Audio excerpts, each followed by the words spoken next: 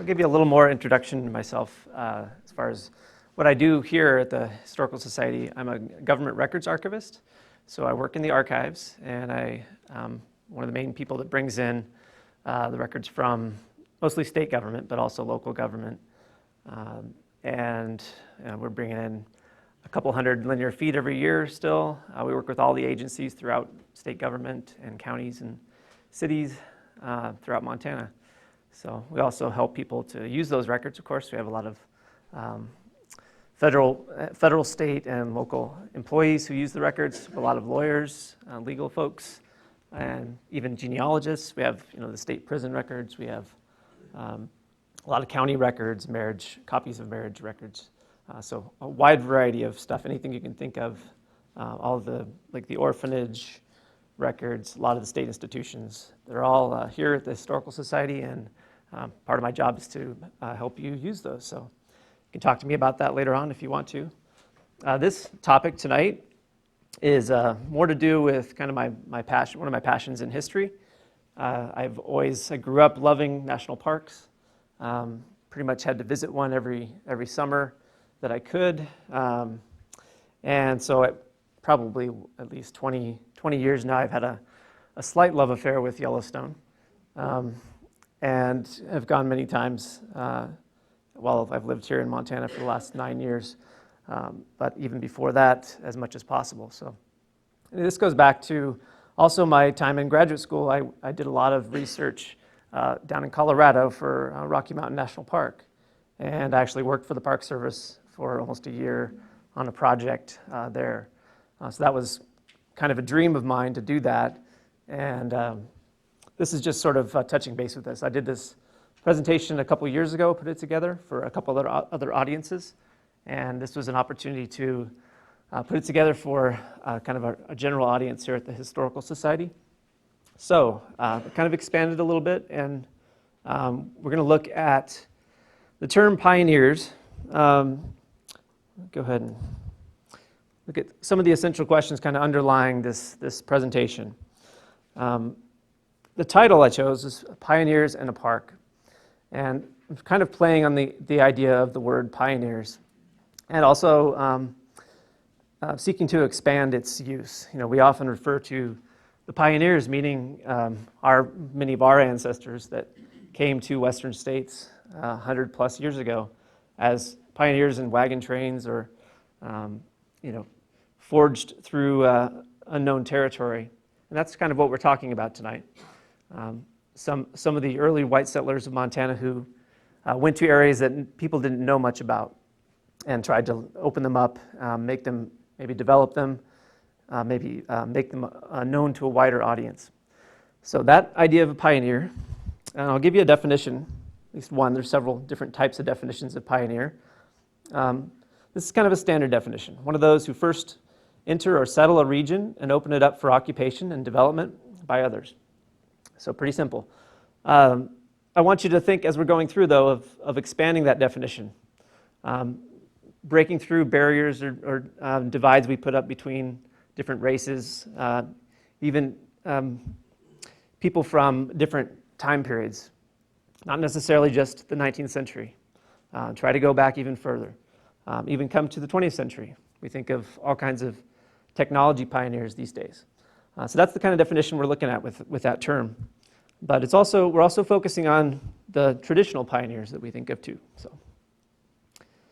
also, what is a national park? What is it preserving? What do we preserve in national parks? That's an underlying theme throughout this talk. I probably won't speak to it very directly, but I want you to think about it ahead of time, just for yourself. Also, what is the role of Native peoples in national parks? This is going to be at the beginning of this talk. We'll deal a lot with this, but it's a timely theme. It's been talked about a lot among historians for the past 10, 15 years, but probably not so much out in the general public. Okay, so let's get into the history.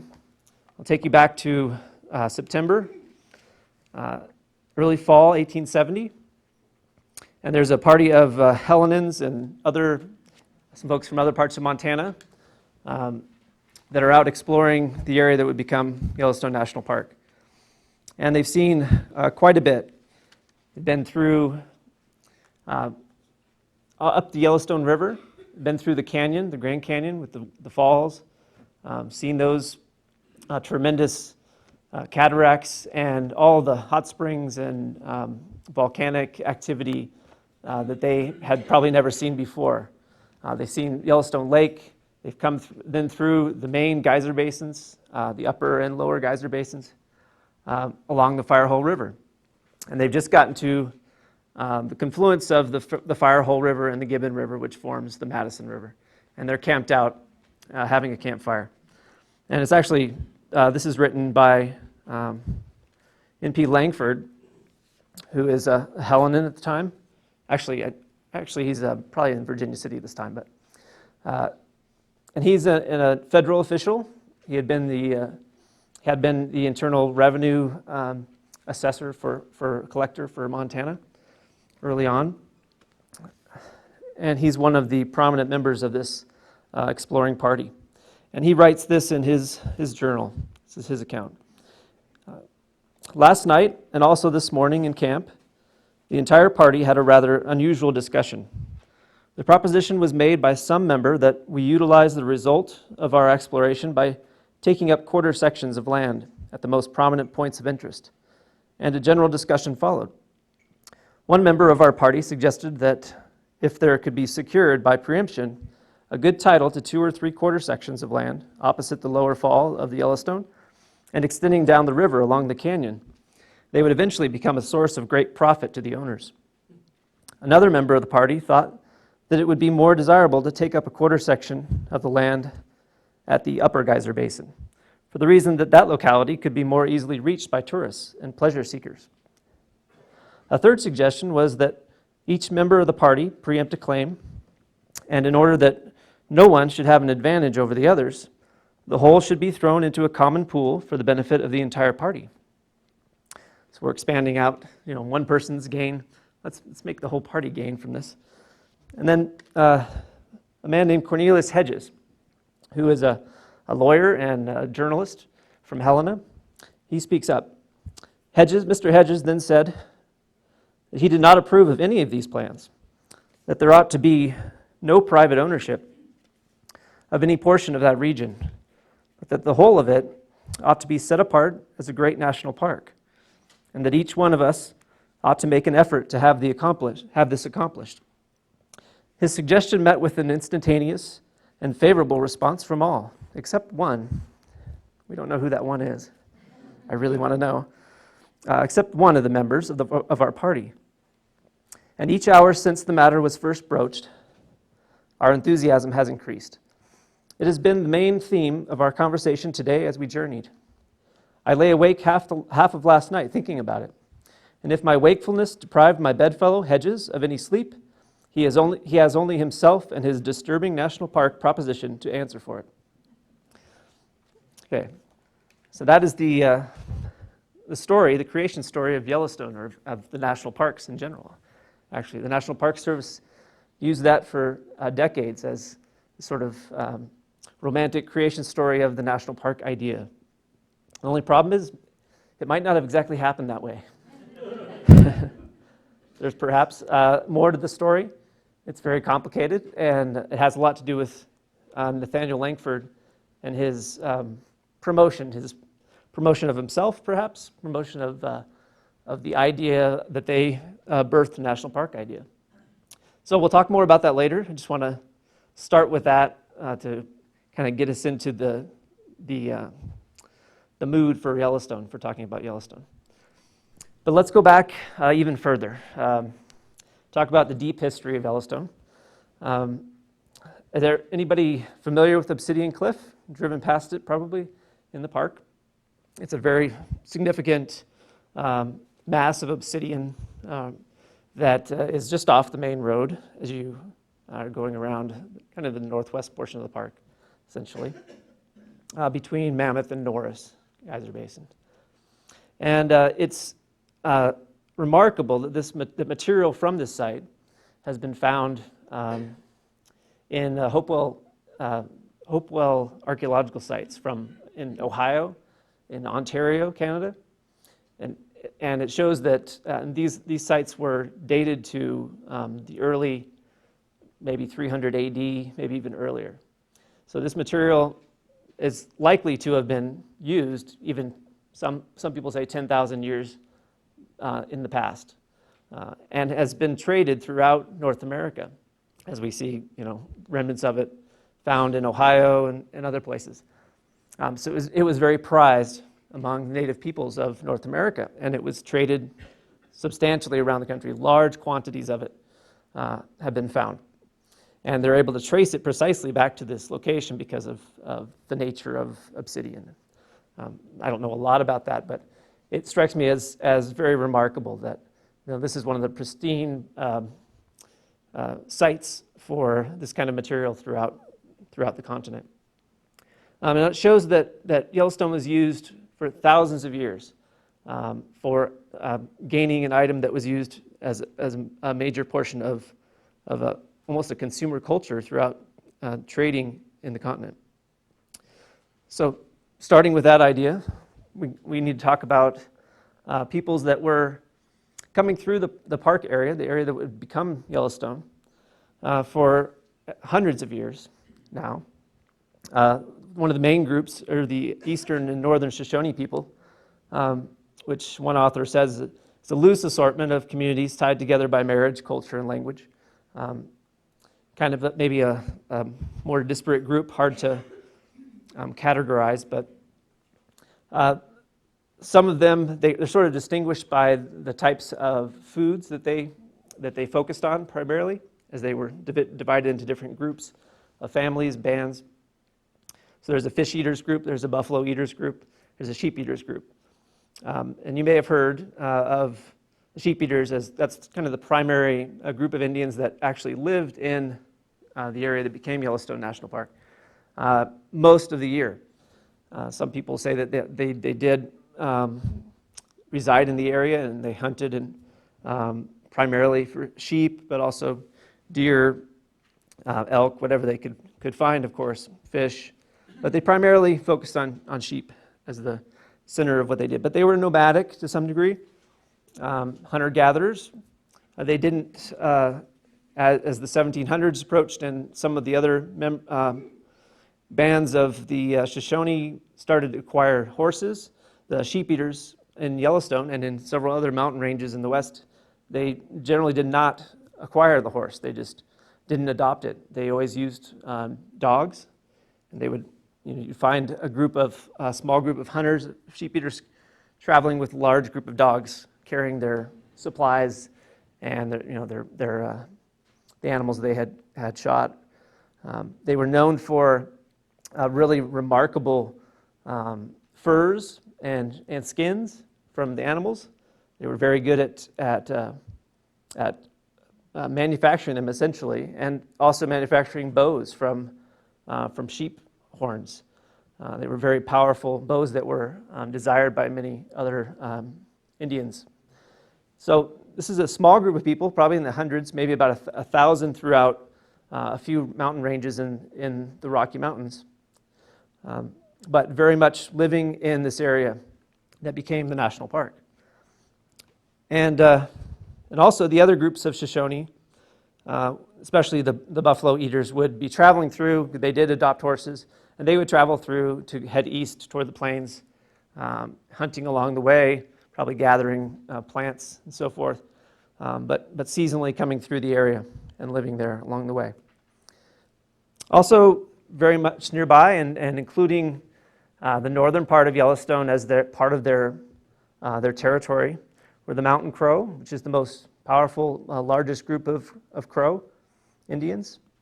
And they had been in the area probably at least 500 years. They would come through on their normal rounds, seasonal movements through hunting, gathering. I do have, get caught up on my notes here. A quick quote from one Crow elder explained that the mountains were an important commissary, and they use that term commissary, where the Indians went to hunt, gather plants, pasture horses, seek assistance from spiritual helpers, take the waters and look for signs of the first maker. So it's a very central portion of their seasonal rounds that they would make, coming into the mountains. It also became much more significant for them as you get into the settlement period from 1860s on, where not specifically the hiding from European American settlers, but hiding from the Sioux, who by the 1860s had invaded a good portion of the eastern part of Crow territory and were a main enemy of the Crow. So they would seek refuge to the west into the mountains of Yellowstone, the Yellowstone area. And also as the bison diminished throughout the 1870s, 1880s, the elk and game found in the mountains were a key supplement to their diet, where they weren't eating bison as much. They couldn't find bison so much. They would depend much more heavily on elk found in that area. Now you would think that maybe the elk population would diminish, but that's actually not the case, because earlier in the 1800s, fur trappers had mostly wiped out beaver in this area. So beaver were a main competitor with certain types of foods with the elk. So the elk, not having the beaver competing with them, the elk numbers actually increased and were always increasing throughout the late 1800s, we find now. So even though Indian pressures were probably more, they were probably using the Yellowstone area more intensely. We're only talking a couple thousand people at this point, so it's not actually, because of other circumstances, it's not impacting the elk populations in bad ways. But it's very interesting that all this is going on. This is all before the national park is founded in 1872. Estimated populations of these groups of both mountain crow and Shoshone in the general area that would probably have used Yellowstone at one point in time is about 8,000 people in each group in the early 1700s. And that diminishes down to maybe 2,500 by the time of Lewis and Clark because of disease epidemics that were pretty seriously diminishing their numbers. They stabilized somewhere around 2,000 people in each group by about the 1870s. So still a good number of people coming through the area, and there's lots of reports of groups of crow that are seen by some of these early white explorers in the area, especially in the 1860s and 70s. All right, so that kind of sets the period, the deeper history of Yellowstone, that I think is very significant to think about and understand, that this area was used pretty extensively by native peoples for hundreds, thousands of years, and was a very important part of their food gathering, of their culture, as a place for refuge, a place for religious, spiritual means as well. So then when you let's talk about the myth and reality in the Yellowstone country. There's a lot of kind of early myths that come up about the area. And we'll talk about some of those, looking at some of the stories that trappers come out of the mountains with. But also an understanding, or maybe a lack of understanding, among white settlers when they think about native peoples in the area, when they think about the way the area was used as it is being explored and then becomes a national park. So there's the underlying reality of this place. It's a place of beauty, a place that when people interact with it, they express an amazement. The word wonder is used over and over. It's often, railroads in the late 1800s would call it Wonderland, and it was promoted as that. But there's a good reason for that. It really struck a chord, and we see it in all of the literature that is produced by even trappers. They're really caught up with the place. And it's because of for a lot of reasons. There's the volcanic activity, there's just the natural landscape, there's the abundance of wildlife and forests and fish and so on. So,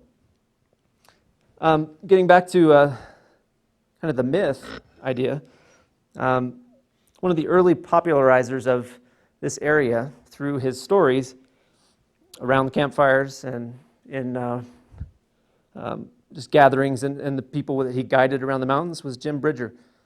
I threw in the obsidian cliff there again. A couple of the stories I'll share with you real quick. If you know of the petrified trees that are found in Yellowstone, he liked to talk about how he saw the petrified trees, and he spun a tale about petrified birds sitting on petrified limbs, singing petrified songs. And he talked about Obsidian Cliff. Bridger would make up a story about a mountain of magnifying glass, which made a very distant animal seem close enough to shoot. This olden day version of a spotting scope, perhaps. So they would find these strange, mysterious things and try to make stories. And this is the nature of the fur trappers who were coming through the area pretty extensively. So let's go through some of them, just kind of a survey, some of the more remarkable perhaps. John Colter is the one that maybe many have heard of. He's the first documented person of European ancestry to come through the Yellowstone headwaters, first person that we know of. He comes through the area and he probably crosses over near Tower Falls and probably sees a hot springs there. He describes some other hot springs, an area that he refers to as Coulter's Hell specifically, which is probably outside of the park area. But some people think that he probably went all the way down through around Yellowstone Lake and down further towards Jackson Hole. Certainly, it's very possible. We don't know exactly his route, so it's kind of disputed. But he certainly was there. He was a very adventurous person and very extensive traveling throughout the area. And he came back and reported what he had saw, and a lot of people didn't believe him, of course, as is often the case in this early 1800s. We have another traveler through the area named Daniel Potts, who produces the first published account of Yellowstone area, the Yellowstone Lake. It's published in a Philadelphia newspaper, and of course many people don't believe it. This is taken as the typical fare from the storytellers of the Rocky Mountain fur trade. But it is the first published account, so it's interesting for that. 1826, very early. Warren Angus Ferris is the first tourist, at least Aubrey Haynes, the Yellowstone historian, calls him the first Yellowstone tourist because in 1833, he came to one of the rendezvous. He's a clerk for one of the fur trading companies. He's probably based in St. Louis. So he comes to a rendezvous which took place in Wyoming, current-day Wyoming, in 1833, and he hears these stories around the campfire of these amazing geysers along the Firehole River. They didn't call it that at the time, but and he says, "Boy, I want to come back and see that." So he plans next summer of 1834, to come back to the area with a group of trappers coming through. So he's along for the ride. He's a tourist coming to see these amazing things that he heard about, and so he's the beginning of the millions of people that now come every year to Yellowstone. 1835 to 43, probably the most remarkable story, and the best because we have this great account published in a couple different versions. But Journal of a Trapper, Osborne Russell, he comes through this area of the Rocky Mountains on many occasions for a good 8 or 9 year period. One point he is attacked. He and his fellow trappers are attacked by Blackfeet Indians. So another sign that Blackfeet were roaming far to the south of their main area up on north of the Missouri River, as they did often. But Blackfeet Indians are coming through this area, and so much that they attack a group of trappers. He's actually wounded in his right hip and his right leg. He and another member of his party hide in the brush and escape and live to tell the tale.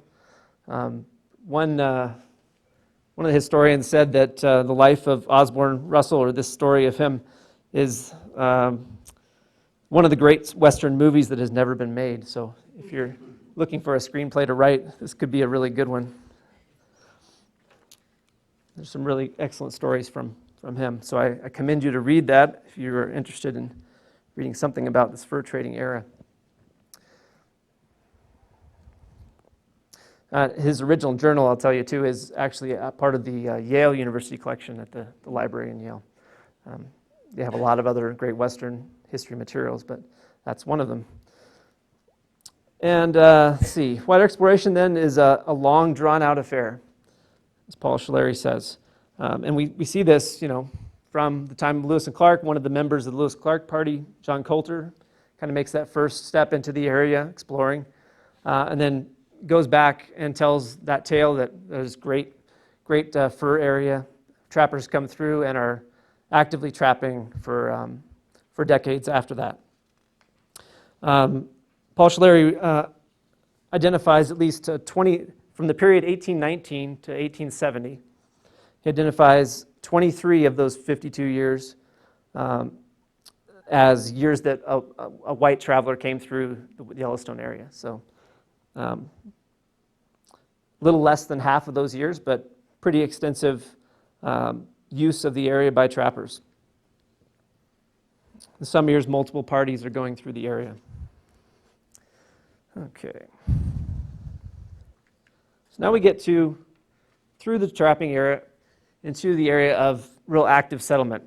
So this is kind of where I think that putting this talk together, one of the main points is to look at context as we're going through the history of how Yellowstone is founded as a national park.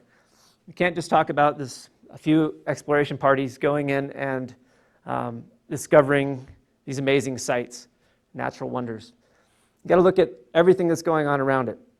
Why were people there in the first place? This is a huge thing. The reason they were there was because there's a huge gold rush going on. 1860 on,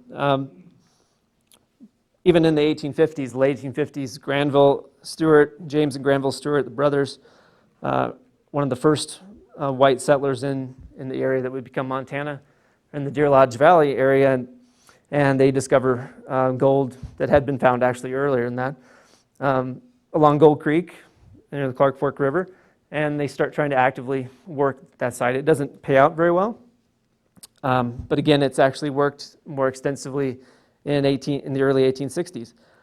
Also, August 1860, the Mullen Road, which many of us have heard of, is completed from Fort Walla Walla to Fort Benton on the Missouri River.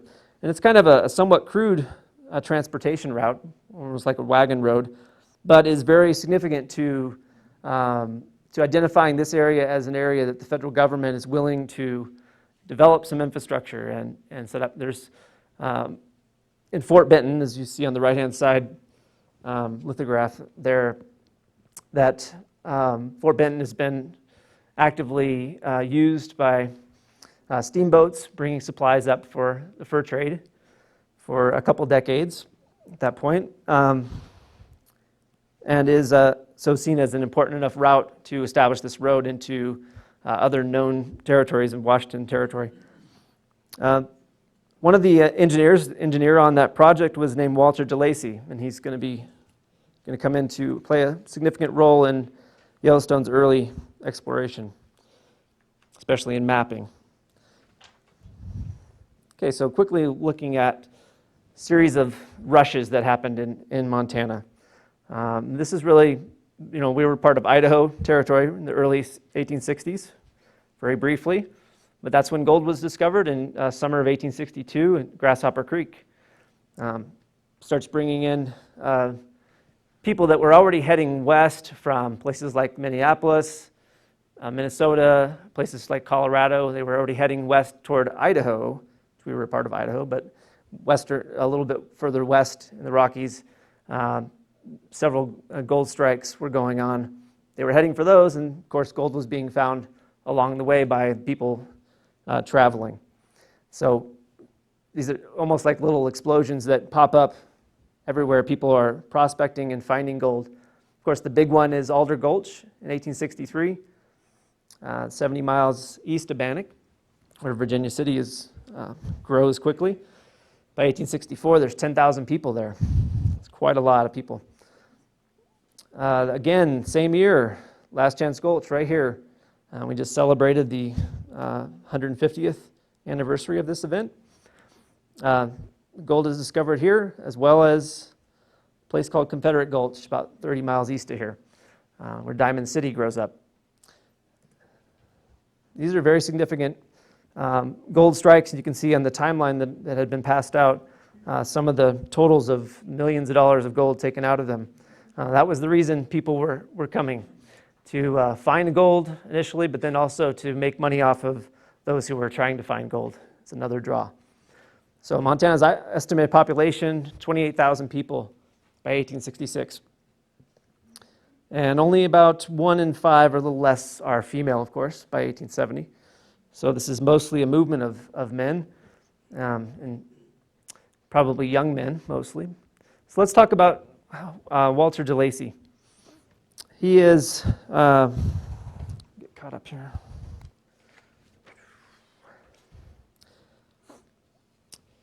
He is, like I said, one of the engineers that built the Mullen Road.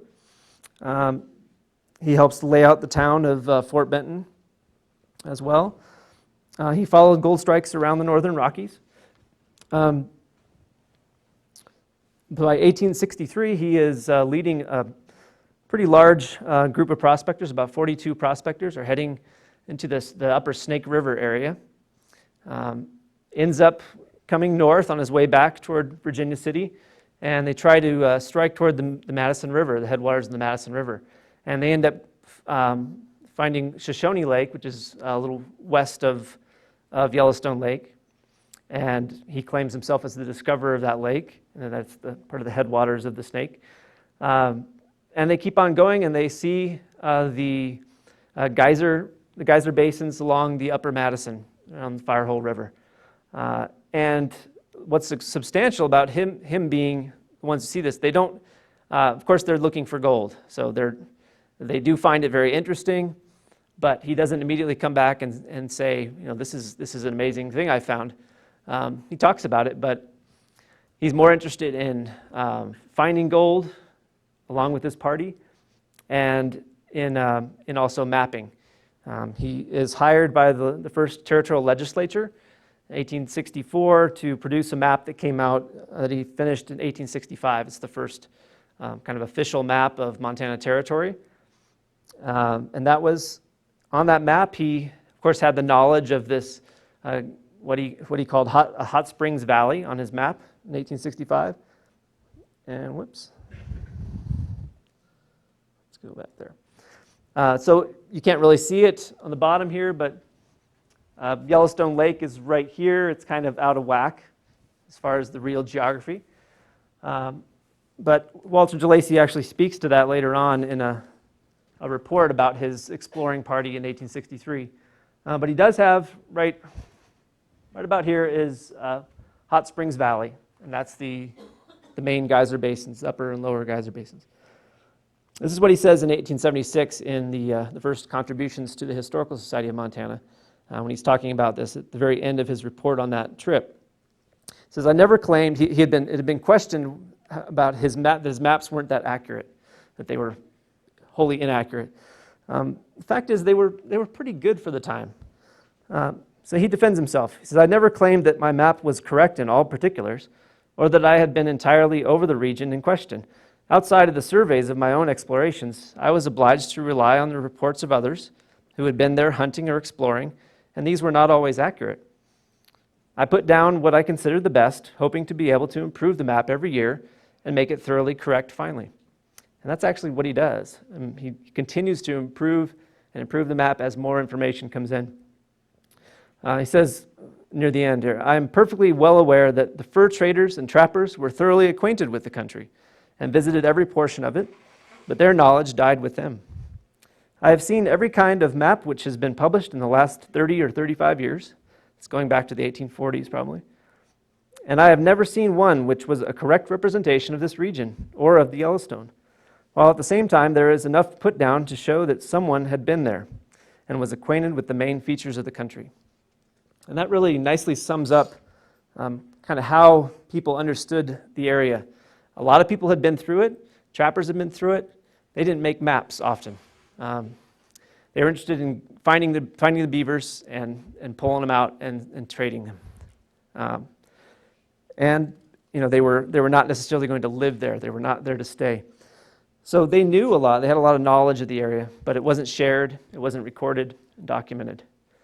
Same, we could say, for the Indians. They had a very fine knowledge of the area, very well-developed knowledge of the area, but it was kept and documented in very different ways. So think about that when we get into the period of, well, now the European Americans here, and we're going to document this place and make it popular, make it spread the knowledge of the area. Okay. So there's a lot more to Walter DeLacy's story. He continually improves on the map. But let's go to Thomas Francis Meagher. He shows up every time you talk about territorial Montana. You have to talk about Meagher. He's just everywhere. And if he hadn't died, falling into the Missouri River, we'd talk about him a lot more, I'm sure. So there's a story, kind of the first taste of how this area became focused on by maybe the more prominent Montanans. So we find a lot of prospectors wanting to go through this area because they're wanting to explore new valleys and rivers and streams to find gold. So they have a pretty good knowledge of it. A lot of them are going off maybe trails that Indians had made. They're also going off stories that they heard from trappers. But the more prominent officials of Montana starts in 1865 with Meagher, I'll say. He is traveling from Helena up to Fort Benton, and a snowstorm intervenes, and his party, which includes a man named Cornelius Hedges, who I mentioned earlier, is also traveling with Meagher's group. They take refuge along the way. And this is, I believe it's St. Peter's mission that they stop in. So there's the Jesuit priest there named Father Francis Xavier Cuppins. This is in October 1865. And Father Cuppins, who earlier had visited Yellowstone area with Indians, Cuppins later reported of the meeting. This is in the priest's words. On that occasion, I spoke to Governor Meagher, about the wonders of the Yellowstone. His interest was greatly aroused by my recital, and perhaps even more so by that of a certain Mr. Vial, Viell, an old Canadian trapper, probably, married to a Blackfoot squaw, who during a lull in the storm had come over to see the distinguished visitors. When he was questioned, when this trapper was questioned about the Yellowstone, he described everything in a most graphic manner, as old trappers would do. None of the visitors had ever heard of the wonderful place. General Meagher said if things were as described, the government ought to reserve the territory for a national park. All the visitors agreed that efforts should be made to explore the region and that a report of it should be sent to the government. So this is kind of the first record we have of somebody, and Meagher actually here is reported as saying national park. That's probably not likely because the term was just not used at that time. But it is very interesting because one of the main historical events that takes place leading towards setting aside areas as national parks took place in 1864, the previous year, when the federal government granted the Yosemite Valley and the grove of sequoia trees nearby to the state of California as a special grant to preserve and protect that area. It was actually given to a state from the federal government. And that was the first movement toward a national park idea by officials in the government. So Meagher, being a federal official, could have known about that. He could have read the government publications and had some idea about it. We don't know. But the source, the Jesuit priest, Cuppins, is a pretty good source. He doesn't have any reason to make up a story. He doesn't have anything to gain by changing what really happened. But maybe the term is used incorrectly. Maybe he used some other term. Or like maybe he used the term grant, make a grant to the territory of Montana instead of creating a national park. But nonetheless, it's still pretty interesting report. And one of the most fascinating things is who's there. It's Cornelius Hedges. And he's the one who, in that campfire story, is the one reported to have brought up the idea of a national park.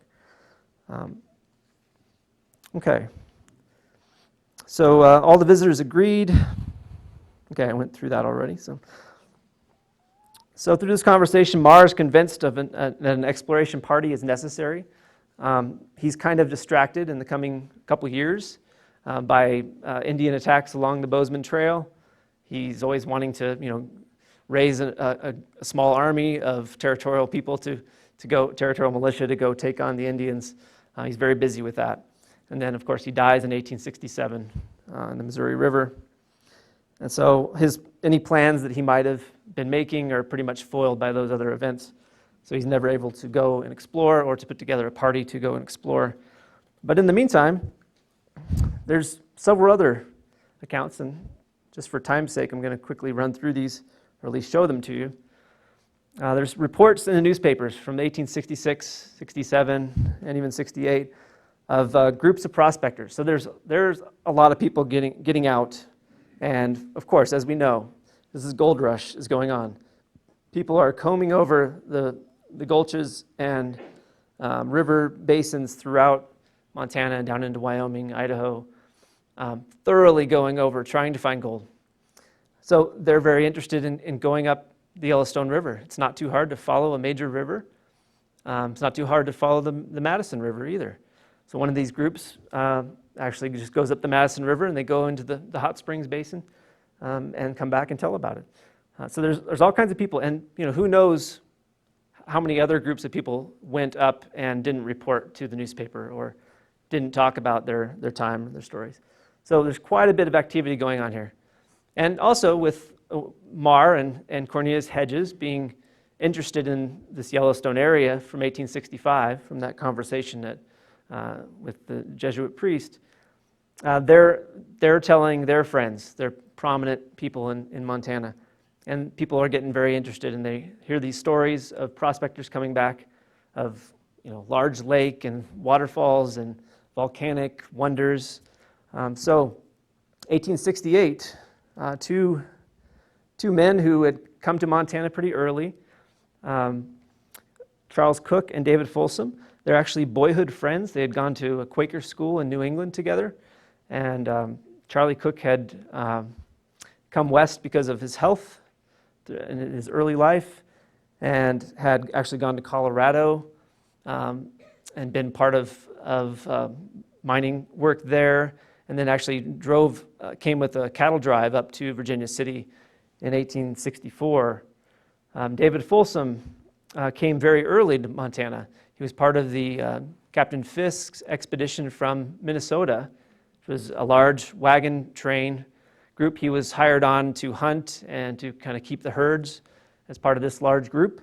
So he comes in 1862, and that's right when they hear of the strike at Bannack. So they actually, many of their members, David Folsom included, spend the first winter, 1862-63, in Bannack. Another person who's part of that Fisk party is Nathaniel Langford, and he meets David Folsom on that trip. And they, of course, are going to know each other in the future. Also, William Peterson, who's an employee of Charles Cook. Charlie Cook is working for the Boulder Ditch Company in Diamond City in 1868 and earlier. He's involved with providing water for mining operations. And his old friend, David Folsom, had been working in a ranch near Virginia City for a while and kind of got sick of it and he came over to Diamond City to work with his friend. William Peterson had been an employee there for a number of years. William Peterson is very interesting. He's from Denmark. He sailed out, spent 11 years on a boat, sailing around the world, and finally ended up getting out of that life, ended up in San Francisco, and then started walking over to mining strikes in Idaho, and ended up in Confederate Gulch in the mid-1860s, and got a job working for the ditch company. So Cook and Folsom are the main drivers. They want to go to Yellowstone. They were involved in a larger group that was trying to organize and go in 1868. And this is probably, in line with some of the people, the officials who were trying to organize a party from Governor Marr and other officials. And Charlie Cook and David Folsom, actually David Folsom worked for Walter DeLacy in his map making for the Surveyor General. And by 1869, General Washburn is the Surveyor General, and David Folsom is working in that office in 1868. So he gets a lot of help from Walter DeLacy, who had been to the Yellowstone area, part of the Yellowstone area in 1863, and is very well versed in the maps. And they put together, whoops, shouldn't have gone that far.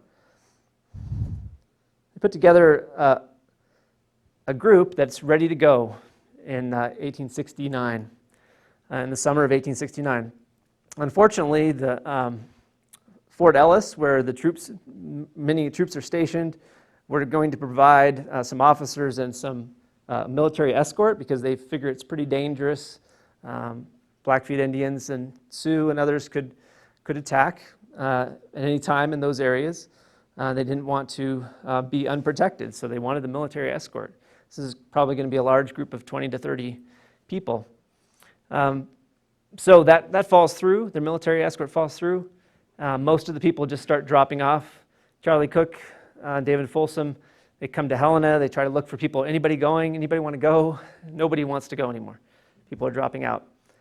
They say, well, we're going to go. Let's just go ahead and do it. Actually, I think I have David Folsom's words here. He says that he and Cook and Peterson, believing that the dangers to be encountered had been magnified, and trusting by vigilance and good luck to avoid them, resolved to attempt the journey at all hazards. This is in September of 1869. So it's kind of late in the season. We provided ourselves with 5 horses, 3 of them for the saddle, and the other 2 for carrying our cooking utensils, ammunition, fishing tackle, blankets, and buffalo robes, a pick and a pan, a shovel. Of course, they had to have a pick and a pan. I mean, they're mining. So are they a prospecting party, or are they exploring Yellowstone? Axe and provisions necessary for a 6 weeks trip.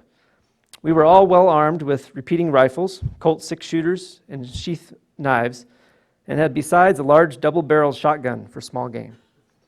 They're well armed. We also had a good field glass, a pocket compass, and a thermometer. So maybe they have a thermometer. They want to see how hot the waters are, perhaps. So they take off on September 6th from Diamond City and head toward the Yellowstone area. And they go alone, just the 3 of them. It's pretty remarkable. I mean, all this talk for several years of, larger group, dozens of people probably, organized with a military escort. It's like, we got to go do this. We're going to do it officially, These 3 guys just go, let's just go do it. And they do it. And Yellowstone historian Aubrey Haynes calls it probably the best managed expedition to Yellowstone ever done. There's only 3 of them, but, they 2 buddies that grew up together, and one of their faithful workers who, let's see if I have my information on, here it is. William Peterson is mentioned by Haynes. Each member of the party had particular skills to contribute, and Peterson's were a sailor's expertise with cloth and cordage, a packer's mastery of the diamond hitch, and the all-around caginess of a man who had survived most of a decade in the rough and tumble of the mining frontier. He was also an ideal companion, with just the right mixture of common sense and good humor. So you see a group of 3 guys who, maybe that's why it's interesting to me. Just me and a couple buddies, we're going to go into this area. It's wild and untamed natural area and explore it. And so it's kind of to me, it's the pure look. But we've got to also keep it in context. We've talked about all these other groups of men going through the mountains, exploring for years. Trappers going through the area for years. It's just that none of them wrote it down and recorded it in such a way that these guys do. So that's really the main difference. So we can over-romanticize it, we can overdo the importance of them, but the importance is tied to what comes after this, of course. So they make it through in 1869, take about 30-something days. They see everything. They go through the canyon. They actually measure the waterfalls. They drop a rope with the rock around the bottom to measure the waterfalls. And you can just see them. They're really trying hard to do their best to document what they're seeing, to be scientific. It's very interesting. Somebody could look at this and talk about how science is developing among sort of the common people in the 1860s, 1870s. So they don't have a camera or anything, so they don't take any pictures. They don't do any illustrations, but they do come back and they write a story about it from their journal, their diary that were kept, and that gets published in a kind of obscure magazine in Chicago. Some of the main magazines they tried to give it to wouldn't take it. They said we can't depend on it. It's not reputable. They don't want to publish it. So they do get it published in a small publisher, Chicago. But more important than that, they come back, and there's still this group of prominent Montanans who want to explore the Yellowstone more formally and officially. This is the Washburn Party, Washburn-Doane Party. Doane is the military leader, the lieutenant from Fort Ellis, who leads another six men along with him, representing the military as an escort. Henry Washburn is a former congressman, a general in the Civil War, very upstanding citizen. Had just recently been named the Surveyor General for the territory of Montana. So he is an official who needs to explore and look into these kind of things. So he's the one that should go and do this. His health is not the best, but he leads this group, puts them together, and they do get the military escort in 1870. And this is kind of the party that we know of. Of course, the members, Cornelius Hedges is one of the main driving people. He heard about it with Governor Marr 5 years earlier, had been wanting to go ever since. Samuel Hauser, we all probably know of him, kind of the president of the first bank, the First National Bank in Helena, a very well-known territorial entrepreneur, leader of the Democratic Party in Montana, and future territorial governor. There's other folks, of course, Nathaniel Langford, another driving force, who knows David Folsom, who went the year before, and wants to explore and sort of make a name for himself. He's very much self-promoter.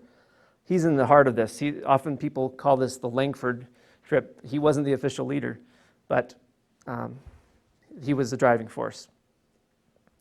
They depart from Fort Ellis near Bozeman in August 1870. They're going a little bit earlier than Cook and Folsom. All right, let's just move on from there. One thing to note about Lieutenant Doane, he grew up in Gold Rush, California. He was born in Illinois, but he traveled with his parents on the Oregon Trail at age 5 in 1845. So he's an adventurous person. I mean, all he had known is long traveling by wagon and the adventurous life on the Gold Rush frontier in California. He is a military man. He just the year before, actually just not even a year before that, in December 1869, he participates in the Baker Massacre. He's one of the officers there under Baker who take out over 100 Blackfeet Indians. And so that can't be overlooked, and that's also part of this context of exploring areas that were really Indian lands, and that's an event that really breaks the back of the Blackfeet. And Lieutenant Doane is right in the heart of things. And he is very keen on going to Yellowstone and being a part of this exploration. Aubrey Haynes, again, describes him. He was described as a splendid physique, standing 6 foot 2 inches, straight as an arrow, and swarthy with black hair and a dark handlebar mustache. He was 200 pounds, tall, dark, and handsome, and endowed with a loud voice and an air of utter fearlessness. Add to that all the competence of a natural frontiersman, including superb horsemanship and deadly proficiency with a rifle. And there stands the man of whom a soldier once said, "We welcome duty with the lieutenant." Okay. One of the key things that went along on this trip was an updated DeLacy map. His 1865 map had been improved. The winter of 1869-70, he had David Folsom working with him in his office, telling him all the information that they gained on their journey in 1869. Much improved representation of where's the Yellowstone River, where's Yellowstone Lake, what's the shape of the lake, where is it in reference to that Hot Springs Valley on the Firehole River, which is just west. He's putting it just west, a little bit northwest maybe of Yellowstone Lake.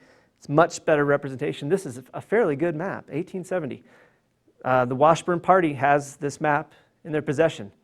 They have a copy of the diary, essentially, that Cook and Folsom kept on their trip. So they know exactly where they're going. They have the campsites that Cook and Folsom went on, that Cook and Folsom used, and the route that they took.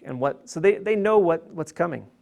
They have this laid out for them. So it makes you look at the Washburn-Doane expedition a little bit differently when you realize that what they had provided ahead of time by some of the, especially Cook and Folsom's party. Now, Washburn and Doane, their group, they actually try to draw some pictures. They try to illustrate what they see because, words alone, it had been proven for decades. The trappers would tell of these stories in the best way they knew how, but people just wouldn't believe it.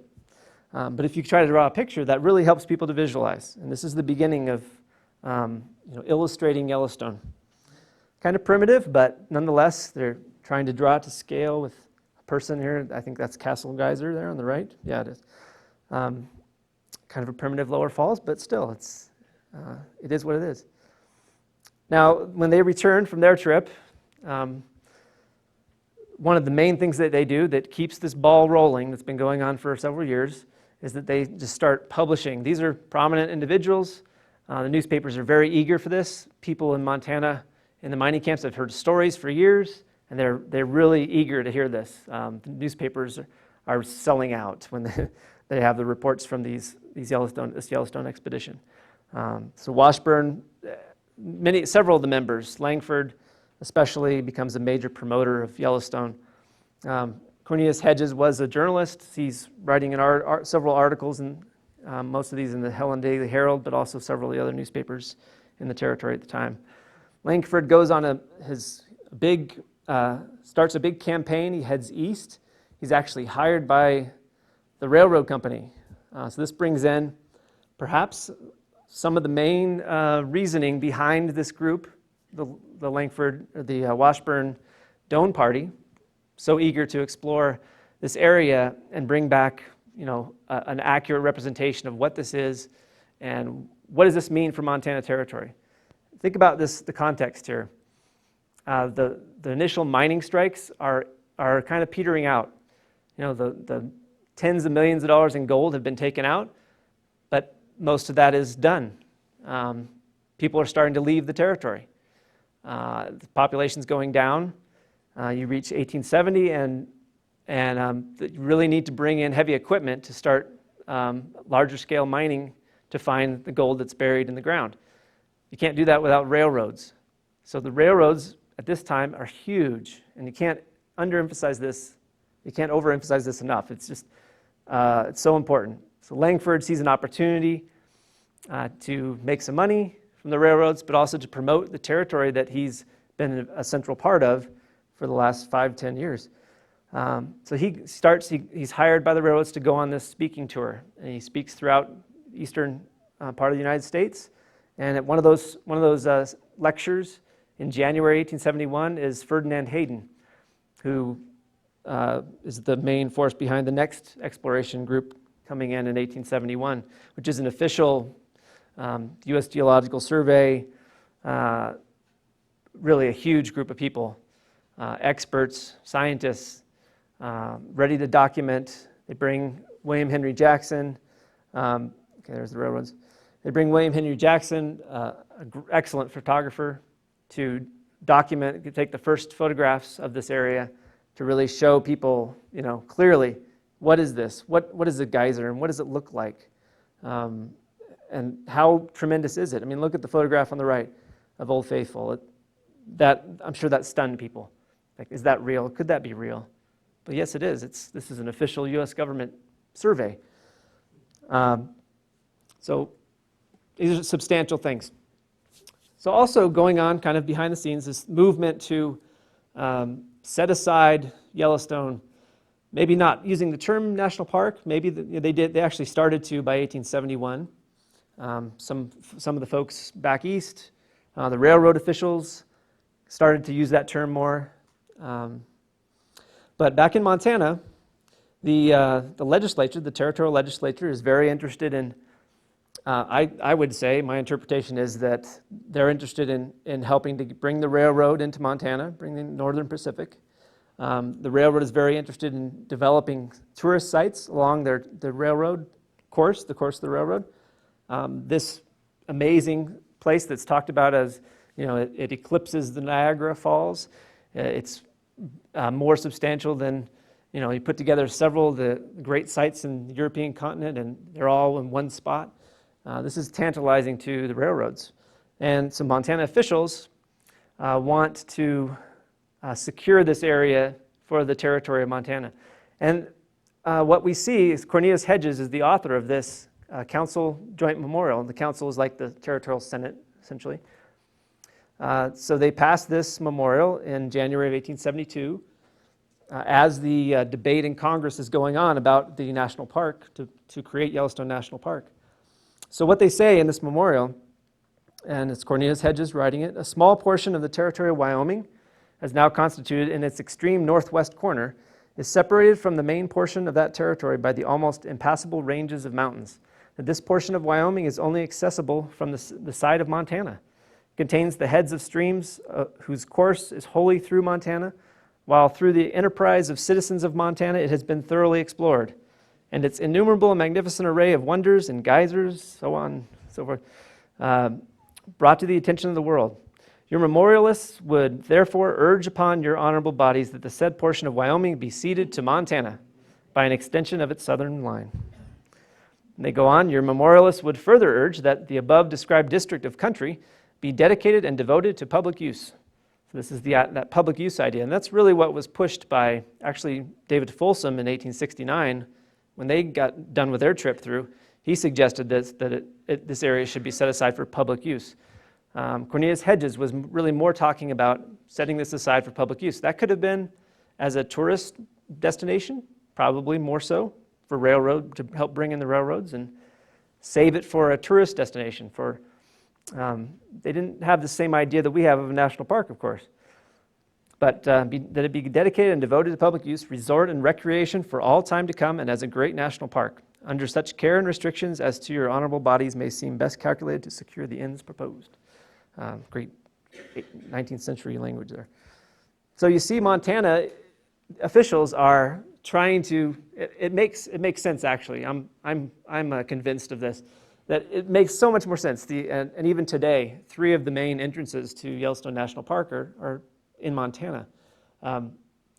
The Wyoming was hardly developed. I mean, Cheyenne was a little outpost on the railroad, maybe not an outpost, but a main spot on the railroad down in the southeastern corner of Wyoming, but there's not much activity up in northwestern. It's very hard to get into from the south and the kind of southeast and east side. Very difficult. It's much easier to go up the Yellowstone River and much easier to go up the Madison River. So it did make sense for the benefit of Montana Territory, who had invested so much in the exploration and development of this area, that it be, and that maybe they're talking about the same thing that California got with the Yosemite Valley and the grove of sequoias, that this be a grant given to the territory to help develop and preserve the area, develop it as a tourist destination. That was the example, that was the precedent set by the Yosemite grant. So why not have a Yellowstone grant to the territory of Montana? So the very effective campaign takes place in Congress. The railroads are very much behind it, but a lot of people see this as a good idea. So they do pass the Yellowstone Park Act, the first national park in the world, March 1st, 1872. It's dedicated and set apart as a public park or pleasuring ground for the benefit and enjoyment of the people. Such regulations shall provide for the preservation from injury or spoliation of all timber, mineral deposits, natural curiosities, or wonders within said park, and their retention in their natural condition. Okay, so there's a little bit of reaction from Montana. I want to show you, this is the last couple slides. The Helena Daily Herald sees this as a wonderful thing. They had supported the national park idea all along. Our dispatches announced the passage of the House, in the House of the Senate bill setting apart the Upper Yellowstone Valley for the purposes of a national park. The importance to Montana of this congressional enactment cannot be too highly estimated. It will redound to the untold good of this territory, inasmuch as a measure of this character is well calculated to direct the world's attention to a very important section of country that to the present time has passed largely unnoticed. It will be the means of centering on Montana the attention of thousands heretofore comparatively uninformed of a territory abounding in such resources of mines and of agriculture and of wonderland as we can boast, spread everywhere about us. They're really wanting to promote their territory, and they see that this national park as the way to do it. One of the ways. This is a kind of a new shift for the territory, moving out of the initial mining rushes to really establish an economy and bring in railroads especially. Another Montana reaction is negative, but it's kind of curious and interesting from our point of view, 150 years later almost. In our opinion, this is the Rocky Mountain Gazette. The effect of this measure will be to keep the country a wilderness and shut out for many years the travel that would seek that curious region if good roads were opened through it and hotels built therein. We regard the passage of the act as a great blow struck at the prosperity of the towns of Bozeman and Virginia City, which might naturally look for considerable travel to this section if it were thrown open to a curious but comfort-loving public.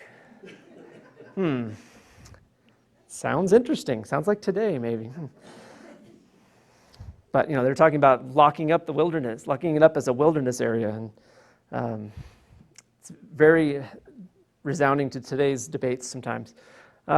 Eastern reaction gives you a perspective from outside, from the kind of a national, Eastern establishment perspective. It's also very interesting when you think about how things have turned out. Perhaps no scenery in the world surpasses, this is the New York Times, no scenery in the world surpasses for sublimity that of the Yellowstone Valley. They call it a valley. And certainly no region anywhere is so rich in the same space and wonderful natural curiosities. In addition to this, from the height of the land and the salubrity of the atmosphere, physicians are of opinion that the Yellowstone Park will become a valuable resort for certain classes of invalids, and in all probability it will soon appear that the mineral springs with which the place abounds possess various curative powers. It is far from unlikely that the park may become, in a few years, the Baden or Hamburg of America, the great springs of Germany, of Europe. And that strangers may flock thither from all parts of the world to drink the waters and gaze on picturesque splendors only to be seen in the heart of the American continent. There's a lot of nationalism in this, but you see the outside perspective. But of course, we have people from Germany visiting all the time. So really the idea of this, you see, think about that, what I asked at the beginning, what are the pioneers that kind of pioneered throughout Yellowstone's history in using the land among the Native Americans, in exploring and sort of using it and taking out the resources that the fur trappers did, and then opening it up to a larger settlement perhaps, or maybe tourist development, which is what we see among Montana's pioneers in the territorial period. But it was very much Montana's park. Early Montanans developed it in the 1860s and 70s. They had the access to it. They could more easily get into the area. So it really, kind of in that period, it's very much an argument that it is a Montana park, a Montana place. Just happened to be drawn in the borders of Wyoming territory. And you see, for decades to come, the railroad access is from the north, from Montana. The Northern Pacific brings a line into Gardner, Montana, and that's where people generally come in. The first place they come to Montana, and they come in to the Mammoth Hot Springs and begin to see this wondrous sight. Of course, now it's become the world's park. When you're there, you hear languages from all over the world. see people gathered looking at animals or sites of many different races and backgrounds and all nations all over the world. So very much the world's park today. That is the end of my talk. I do have a couple things up here. Since I'm an archivist and I work with these historical collections, we have two of the diaries from the Washburn expedition. Cornelius Hedges' diary that he took with him in 1870, and a merchant from Helena, get the name. It's Warren Gillette's diary as well. So two of maybe 5 diaries that existed from that 1870 expedition. If you want to take a look at those real quick, some of the other books available. But any questions or anything?